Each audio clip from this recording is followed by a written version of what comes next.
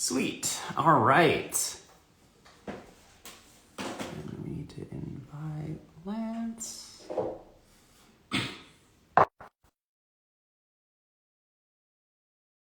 Into the audio. Yeah.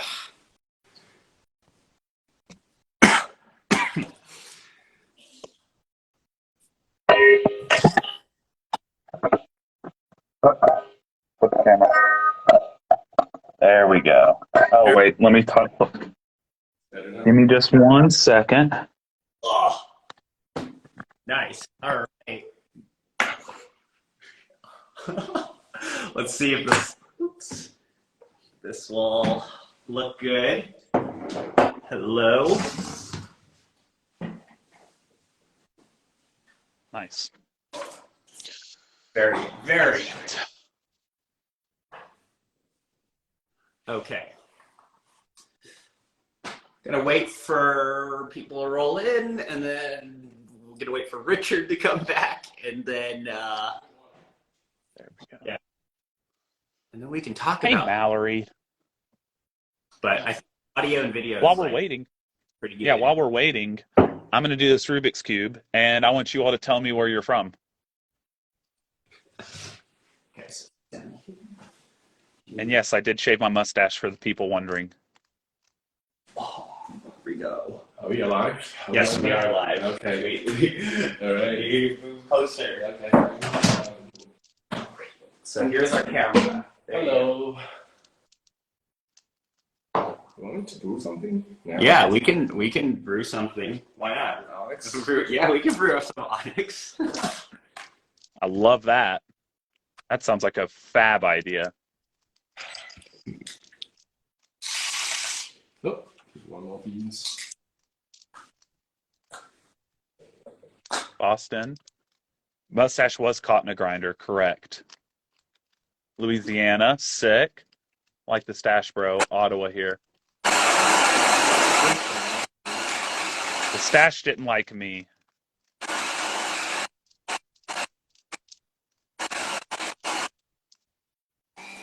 For anyone who was watching. It's done. Okay. Florence, Italy, Zach Kelly. Zach's the one who got me into coffee. That's kind of fun. He was my first manager at the first shop I worked at. The hiring manager at the time didn't want to hire me, but Zach was going to be the manager, and he said, "Nah, you're hiring him." So I owe him with my coffee journey. Chapel Hill, North Carolina. Sweet. Nice. We were. I am in the sub 60s.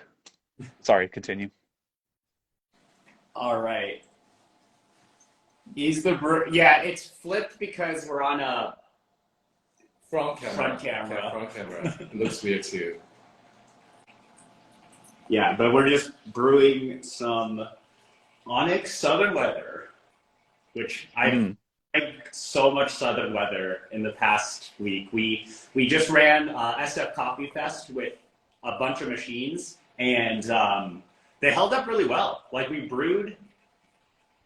How many did we brew? Hundreds. Yeah, at least 150 cups per machine. Yeah, so we brewed at least Wow.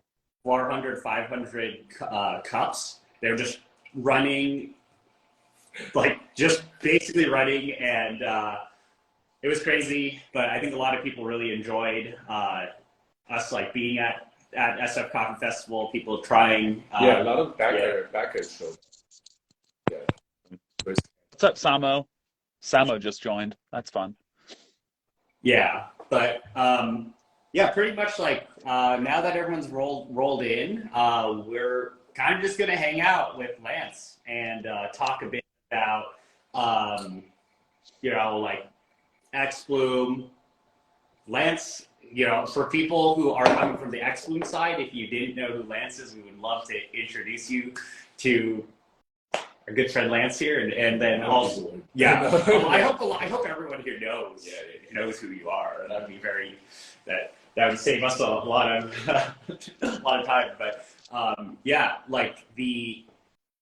pretty much, we're just here to hang out and then answer maybe some questions as well. But this is just to get to know everybody who is involved with this and all of that. But I think what would be really cool is to just for you, Lance, to tell people about your background in coffee. How did you get into coffee, and what are you currently Well, up to? yeah, well, that's it. It's what's great about the question is, as I said, the person who got me in is watching right now, Zach Kelly. So I was in Arkansas. I was about to start graduate school. I was dating a lovely person, Lindsay, which is tattooed on my arm. She's my wife. And I was wanting to marry her, but I had no money. And so starting graduate school without a job was not great. So I was talking with a mentor of mine, and he was like, hey, you should go try to work at the local coffee shop. They have flexible hours because I was commuting to grad school. So I went and I applied. I was in a tiny town in Arkansas, and in this tiny town, the most wanted job was at the local coffee shop. There's only one. Midnight Oil. And so I went to apply, and there was over 40 applications for this vacant spot. I didn't even drink coffee really. I would every now and then if I needed an all-nighter, but mostly I was a 5-hour energy kind of guy. And about efficiency, that little thing, good to go. Anyway, well, I bought the Walmart off-brand, but anyway, it was 6-hour energy. Um, so I went and interviewed. Didn't go super well because they were asking me how I brewed my coffee, and I was like, French press. I didn't even know how French press worked. I lied. But Zach was sitting in on it, and Zach was a good friend of mine, and he was becoming the manager and pushed for me to be hired, and so I was. And so he taught me what I know about coffee in the beginning, got me into pour overs, and introduced me to Scott Rayo's books, and gave me my first cup ever of specialty coffee, which was a naturally processed Hambala Buku from Onyx Coffee Lab. That's how I got in. Okay.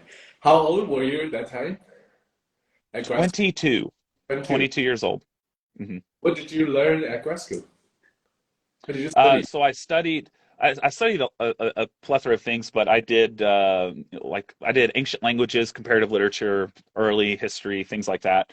I actually dropped out though with 6 hours to spare because I was at a crossroads where there was a big event in the coffee world I needed to go to, or I needed to finish a paper, and I was like, you know what? I'm not going to finish this paper. I'm dropping, and so I dropped out of grad school with 6 hours left.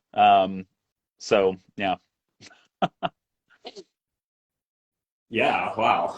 Um, so I think it would be like, yeah, wow, that's like a amazing story. Yeah, I feel like a lot of people that I've recently met in coffee have just kind of like serendipitously fallen into coffee, and then it has never stopped, and then now it's like you have an actual career, which is crazy. Coffee, and it's like a lot of things just happen very quickly. And at least like that's how I ended up in this role as well. But Mhm. yeah, I think we have like questions to go over, but or I'm trying to guide the combo here.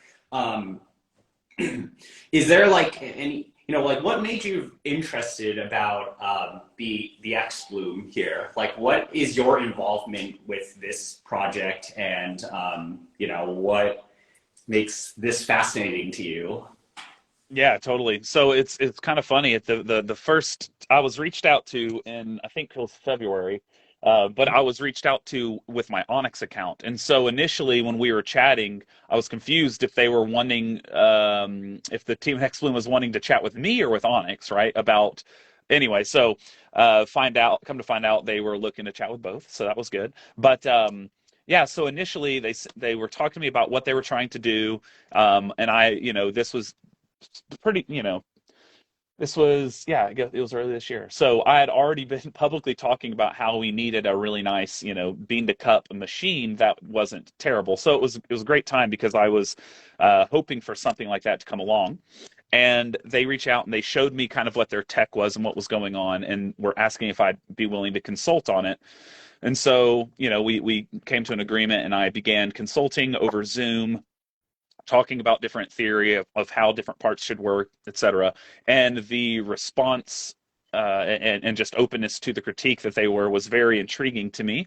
I always want machines that are inevitably going to go to market. I always want them to perform really well because my hope is that one of them is going to catch someone's eye, and they're going to hop in and brew really nice coffee. And hopefully the end goal for me is for people to get into specialty. That's why I try to make accessible content. It's why I, want to partner up with people doing cool things like this. My hope and dream is, as many people in the world to convert to specialty as possible.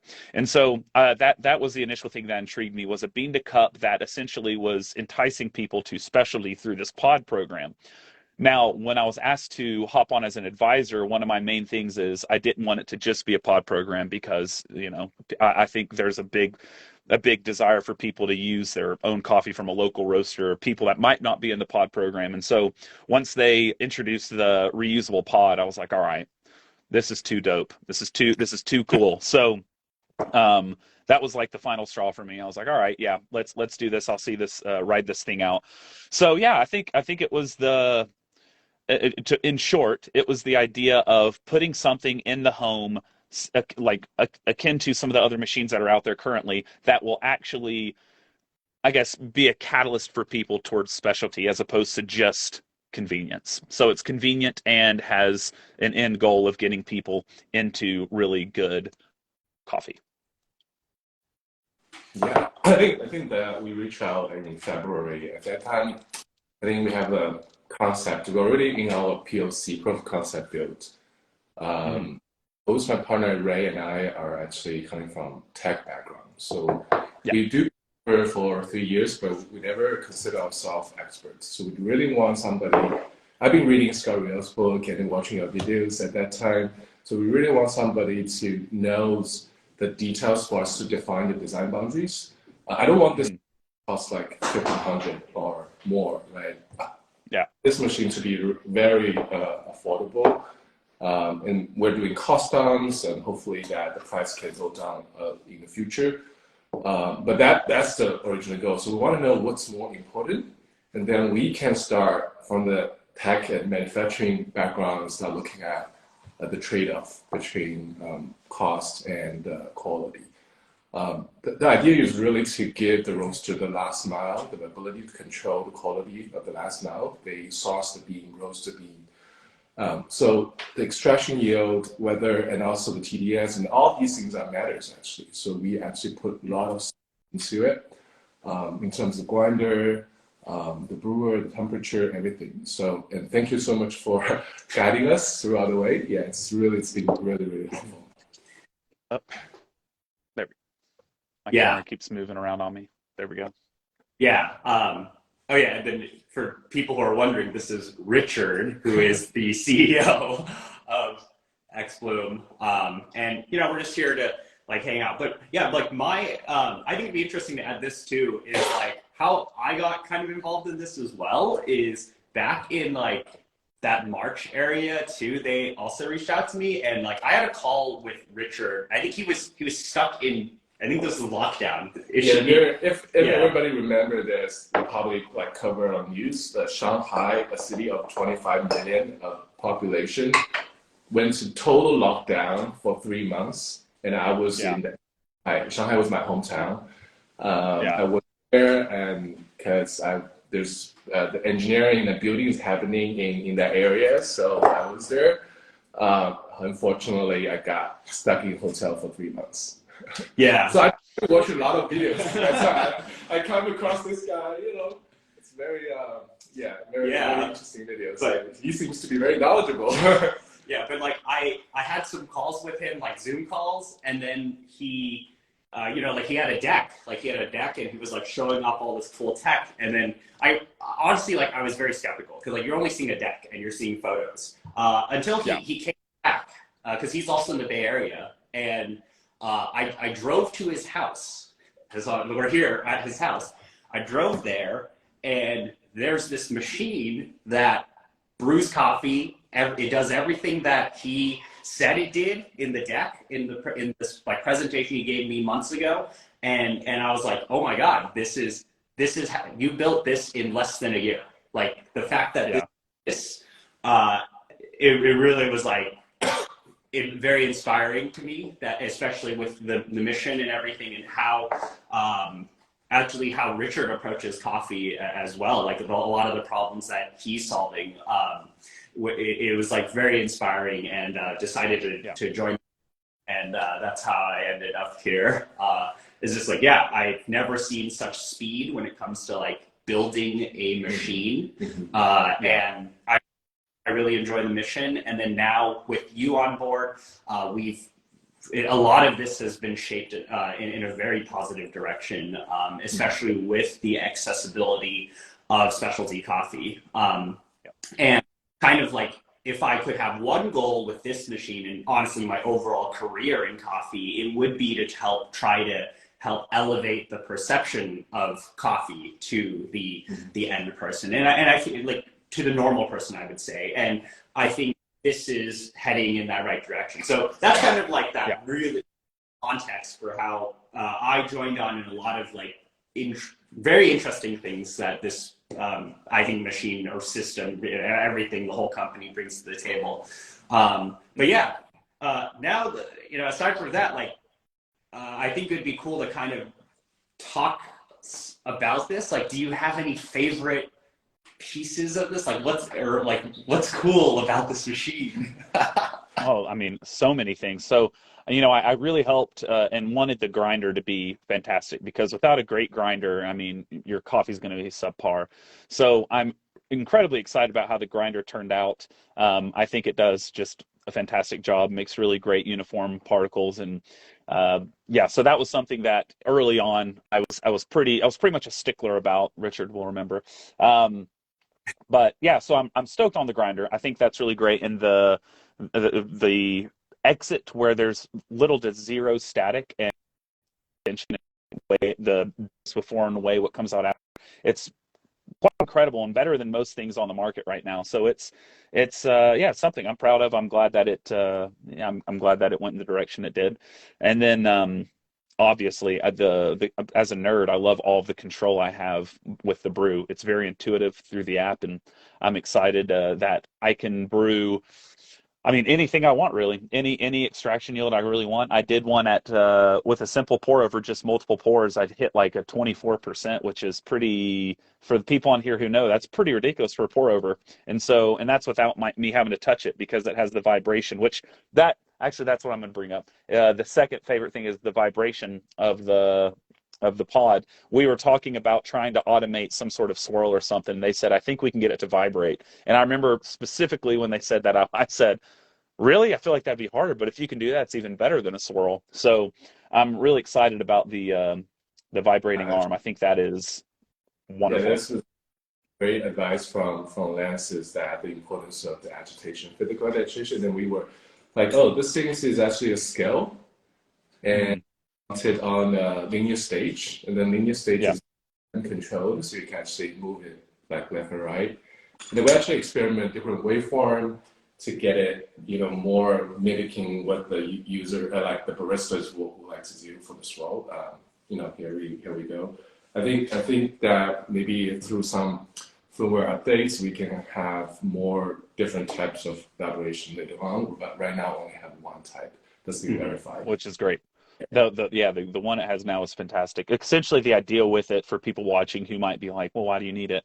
That's been one of the biggest issues with everything on the market right now. Is there's never been a brewer where I haven't had to intervene with my own agitation for a few reasons. One, a lot of them don't saturate all the grounds evenly quickly enough, and vibrating allows for that. But two, throughout the brew, because most have a static pour, like just a shower screen that just kind of pushes water on it, there tend to be channels that occur, divots in the bed. And what happens is, even if that does occur in this, if you want to do a center pour or something, the vibrations will shake out those channels, right? So it settles the bed, and any channels that have formed have effectively been negated. And so I think that it's just it's a brilliant thing. I really didn't think it was possible. I remember talking about it. I was like, oh, well, there's a scale built in. There's no way.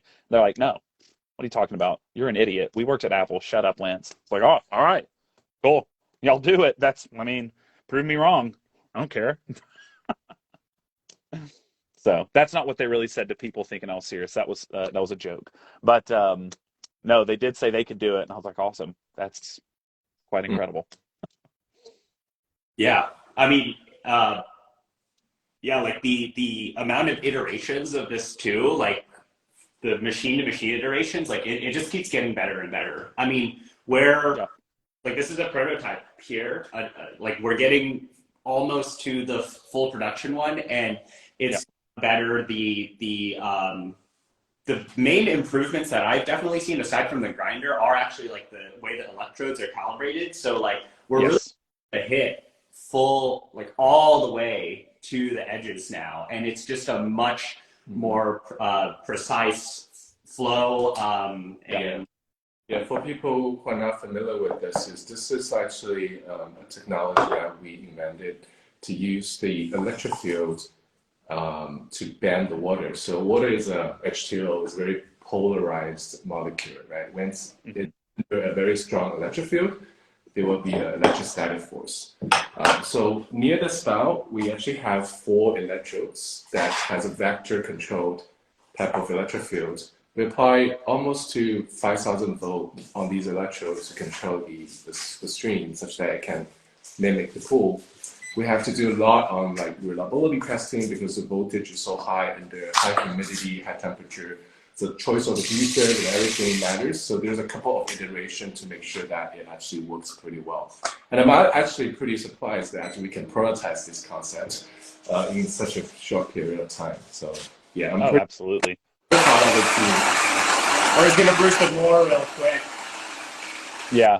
Well, while it's grinding up, I was just gonna say another feature. Oh, can y'all hear me? You're oh, you took the sound off. Okay. The another feature that I think is of paramount importance is the feature where it can sense how much weight is in the pod so it doesn't overflow, because that's something that can truly be a fear, is if people make their own recipe, or if they're using a coffee that maybe, I don't know, maybe the roast was inconsistent or something and it's more soluble or less soluble. What can happen is if you set your profile, since it's pouring water on it, there is a chance that it could overflow. But what xBloom has done with the tech is they've built in an algorithm so that it can know, based off of the weight of water, it can know if it's getting near the top or not, and it will, if there's, let's say, a 200 milliliter pour programmed into the recipe, if after 100 milliliters the grind is so fine that the water cannot pass through in enough time for the rest of the water to be dispensed, the water will shut off and break that pour into 2 pours or 3 pours or however many pours it needs in order for it to not overflow. Meaning, those people at home who just want to sit it and forget it, you can do that and you will not come back to a mess, because the tech in it is superb. It will stop it from overflowing. So it's when I learned that, I was like, oh wow, that's wonderful. That's just fantastic. There were also moments when we do the roadshow and the tech is not that ready. There's so many like overflow issues. Yeah, I mean, past. luckily, when we've been bringing this out to show people, most people are understanding that we've had prototypes and there are sometimes problems, but so far they've like the machine reliability has just like gone better and better with every iteration.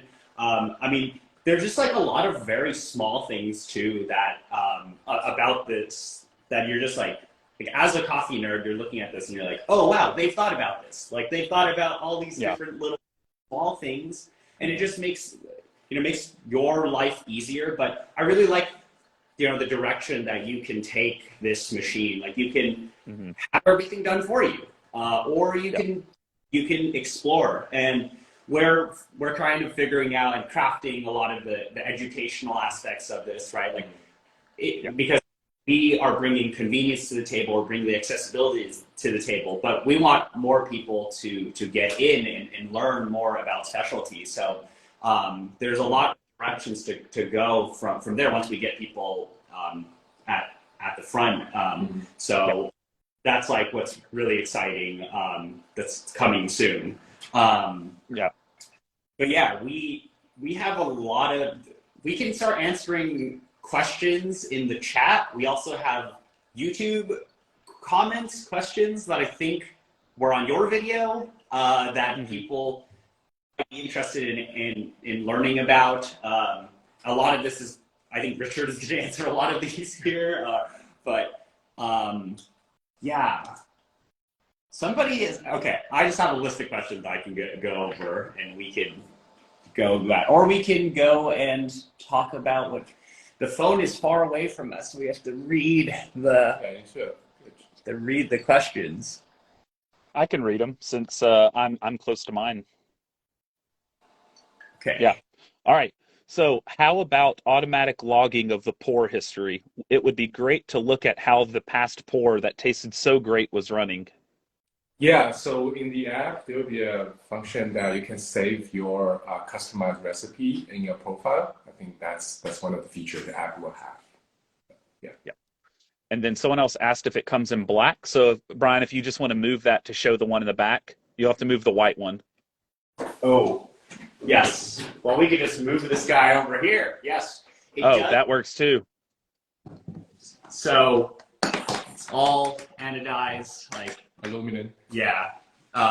But pretty much the black version, we're still figuring out like this part here where this is like Yeah, glossy. I don't really like this glossy because initially I was thinking, maybe I can get it super flat, and you still see this little curve. The reflection is not that perfect, so probably gonna just change it to match the color. Yeah. Yeah, but we've changed too with the base as well, where it's like full metal, but like So if you can, so let's take this out first. oh yeah. Let's take our reservoir out. The reservoir's been changed too. Yeah, with these. So it has optical sensor that measures the level. So when the water is in, give you a notification. Magnetic has a logo on it, so it's magnetically attached to the enclosure. And this can be taken off. So that's the holder for the capsule, and then it can be, of course, usable dripper. Also has the mechanical adapter that you can, with a magnet that inserted. And this is the chute. You see, we just brewed, and then that's the amount of retention. And that is the rest of the system. Lovely. Yeah. Yeah, these machines are also hilariously portable. Like you can, like we kind of just rolled up into SF Coffee Festival with just like a bunch of Pelican cases, and like took these out.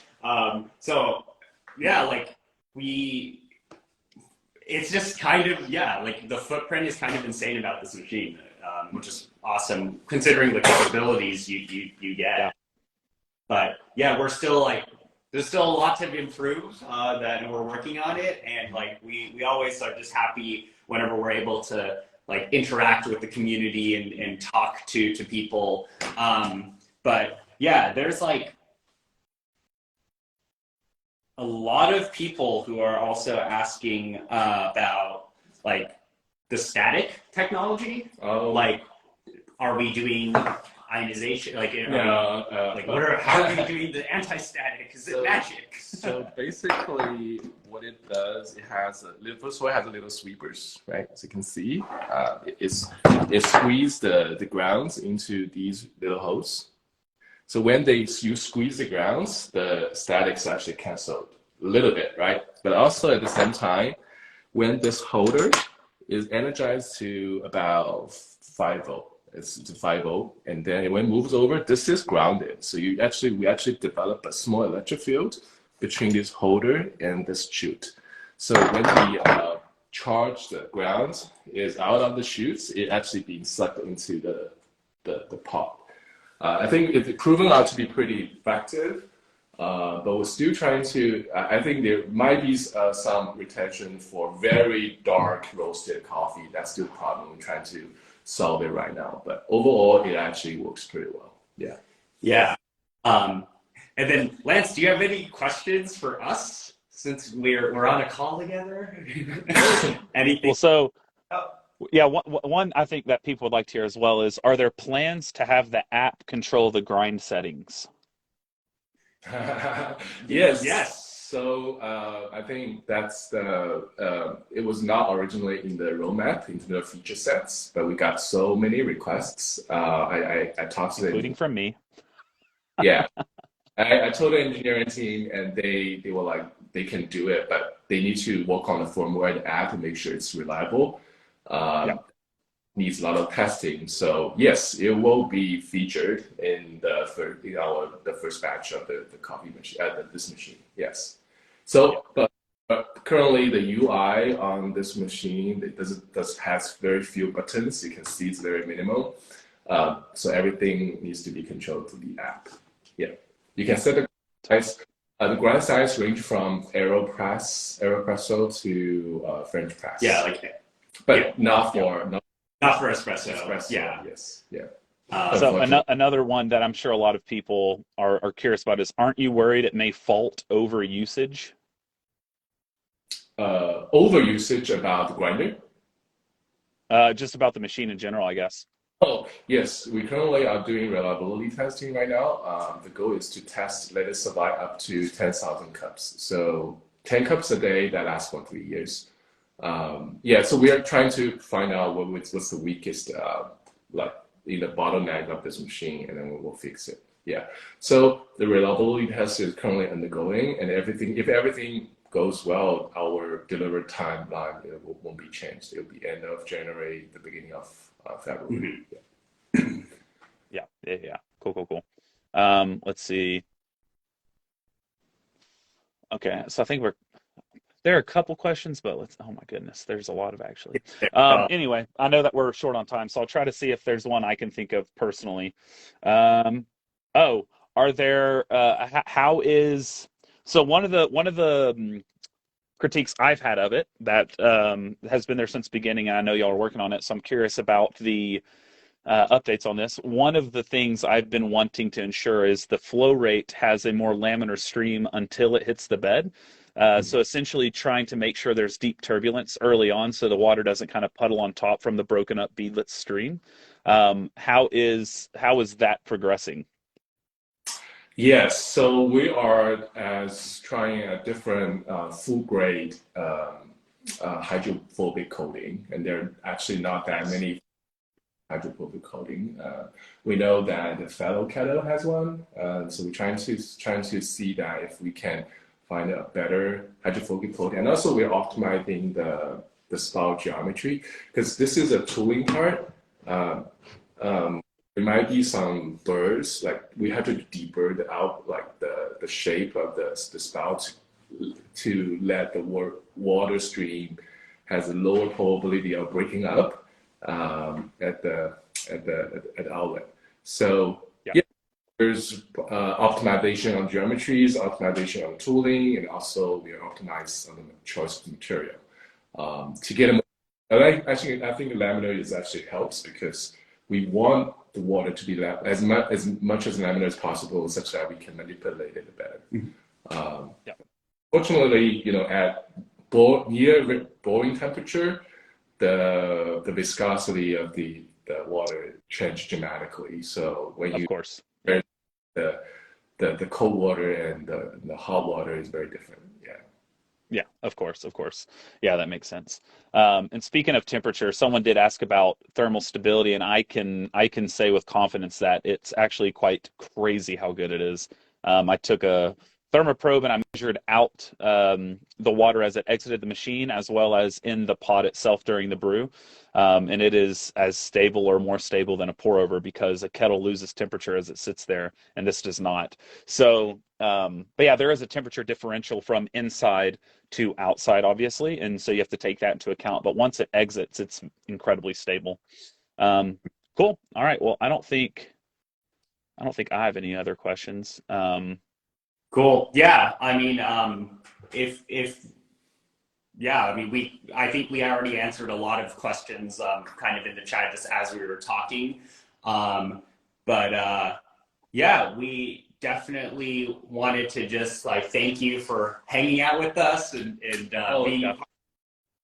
Or do you want to add something? Yeah. One thing to mention, I think last year we've been focusing on the hardware, right? So the next year will be more exciting is that we will be working with a lot of people, including Lance and Brian, is on that coffee program, is trying to figure out what is the best coffee experience for people. So we're gonna look for roasters that people really love and try to put their coffee in the recipe in the product. So next year is going to be more exciting for us. yeah, so that's all the stuff that I'm working on, which is pretty much the experience with this coffee-wise. So, how do we get people into this wonderful world of specialty, and how can we guide them with introductions to some amazing coffees curated by amazing people. And we're, like the hardware is up to spec now, or it's getting fully up to spec where we can present all of these coffees in to the way that the roaster really wants them to be presented, or we are able to represent things correctly, or all of that. But yeah, I do want to say one thing before we close. So there have been a lot of questions that we haven't been able to get to. Obviously, there were loads of questions. And so what I'm going to suggest we do is, for the people who had questions that weren't answered, this video is going to be posted. Go ahead and post your question again on the post. And that way the team at xBloom can see it and perhaps can put some of the answers in an update on the Kickstarter. I think that would be an easy way. It's impossible on these lives to get all the questions. They're coming from every which angle. So like we had questions ready from my YouTube video. We had questions coming in the inbox. We had questions coming on the chat. So anyway, if you have questions, wait until this is posted, post them on there, and that way they're permanent. The questions here will vanish right when this ends. So there we go. Yeah, I also want to take the opportunity to thank you, all the backers, and thank you for your enthusiasm and all the support and questions, and really help us to improve the product. Yeah, but yeah, we're really happy to be doing these live streams and interacting with everyone. We're going to try to do more of them.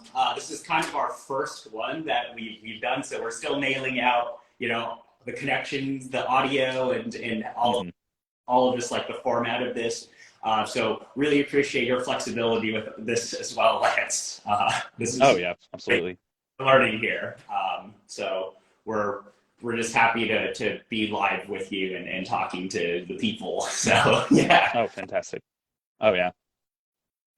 Very good. Okay, but wrap up, and we'll save this video, and then any of those questions, please leave them in the comments below, and we at xBloom will get back to you. But otherwise, we really want to thank everyone for spending the time and hanging out with us here. And yeah, we want to thank you, Lance, for being here as well. Absolutely. 100%. All right. Awesome. All right. Well, see you guys later. See you next time. Bye. See y'all. Bye. Bye-bye. Okay. Now I have to end this and hope it saves. How did you brew this time?